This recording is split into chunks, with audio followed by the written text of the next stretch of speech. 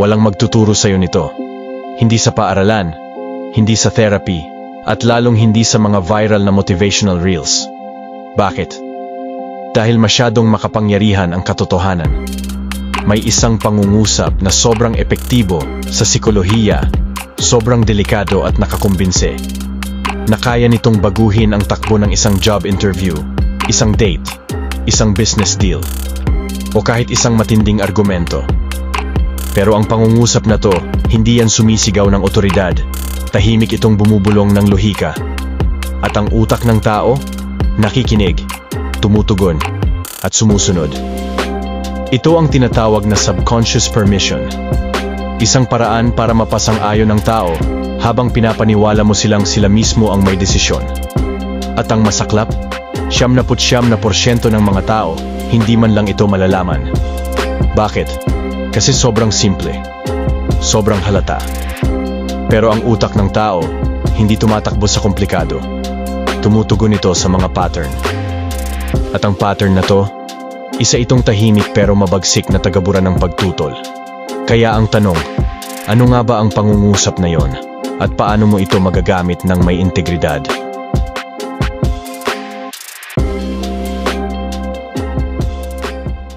The power of because. Balikan natin ang isang totoong eksperimento. Noong taon na 1978, isang psychologist mula sa Harvard na si Ellen Langer ang nagsagawa ng kakaibang pag-aaral. Ang gamit niya, isang simpleng Xerox machine. Isang babae ang lumapit at nagtanong, "Pwede bang gumamit ng copier?" 60% ng mga tao pumayag.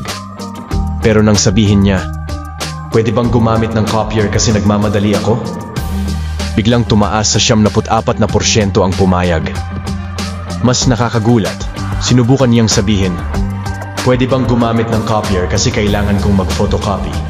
Walang saysay ang dahilan, pero 73% pa rin ang pumayag. Bakit? Dahil sa salitang dahil o because. Iyan ang susi. Kapag narinig ng utak ang dahil, iniisip nitong may sapat na dahilan, kahit wala naman talaga. Bumababa ang depensa ng isip. Hindi na kailangan ng matinding lohika. Basta may dahil, parang may bisa na agad ang hinihiling mo. Ngayon, pagsamahin mo ang salitang ito sa empathy o pakikiramdam sa kalagayan ng iba at meron ka ng tinatawag na compliance bomb. Isang tahimik pero epektibong paraan para mapa-oo ang kahit sino nang hindi sila naiisip na pinipilit mo sila.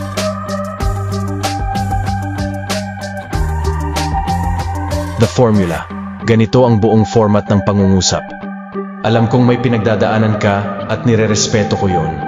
Pero kailangan kitang makausap ng 5 minuto lang. Dahil kung mananahimik lang tayo, mas lalala pa ito. Simple pakinggan, di ba? Pero ang epekto nito, tumatama sa 3 bahagi ng utak ng tao. Yung emotional brain o emotional na bahagi ng isip nakakaramdam ng pag-unawa. Yung logical brain nakakarinig ng dahilan. At yung primal brain o likas na bahagi ng utak nakatutok sa kumpiyansa. Ito ang dahilan kung bakit maraming matatalinong tao ang nagagamit ang pangungusap na ito nang hindi nila namamalayan. Parang instinct na lang. Pero sa totoo lang, may matibay na psikolohikal na basehan kung bakit ito gumagana. Tonality and delivery. Ngayon, mas lalalim pa tayo.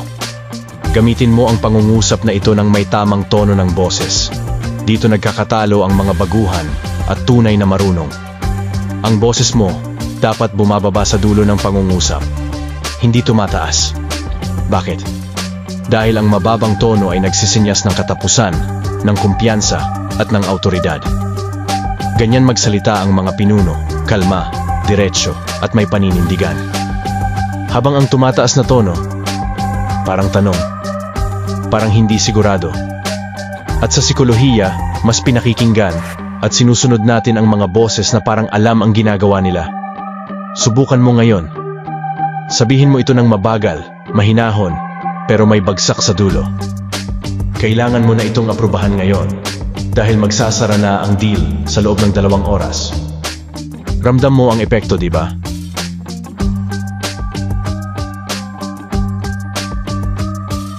Advanced techniques, mirroring, scarcity, urgency. Ngayon, Dagdagan pa natin ng mas advanced na taktika. Halimbawa, sinabi ng kausap mo, "Pagod na ako, ayoko muna ngayon." Ang gawin mo, ulitin mo ito pabalik sa kanila. Pero may twist. Sabihin mo, "Naiintindihan kong pagod ka at nirerespeto ko yon. Pero kailangan ko talaga ng input mo ngayon dahil may deadline tayo na hindi pwedeng ipagpaliban." Anong nangyari?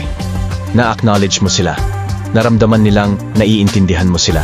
At sa parehong sentence, naipasok mo pa rin ang gusto mong mangyari. Ito ang tinatawag na psychological judo. Hindi mo kailangang labanan ang pagtutol. Ire-redirect mo lang ito gamit ang kumpiyansa at respeto. Gusto mo pa ng mas malupit na antas? Isama mo ang scarcity at urgency. Gamitin mo ang takot ng tao na mawalan kaysa sa pagnanais nilang makakuha. Halimbawa, "Alam kong nagdadalawang isip ka at naiintindihan ko. Pero kailangan ko ng desisyon mo ngayon dahil bukas, hindi na ito available."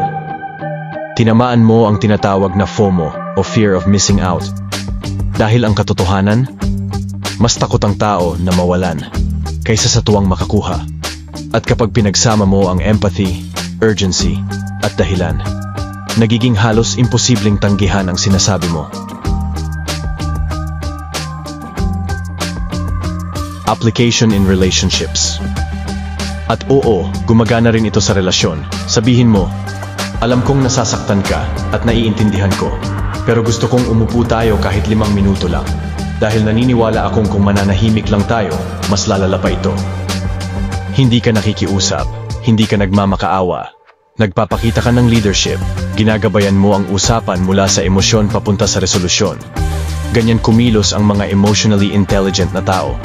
Hindi nila minamanipula ang emosyon, binibigyan nila ito ng bagong frame. Ginagabayan, inaangat.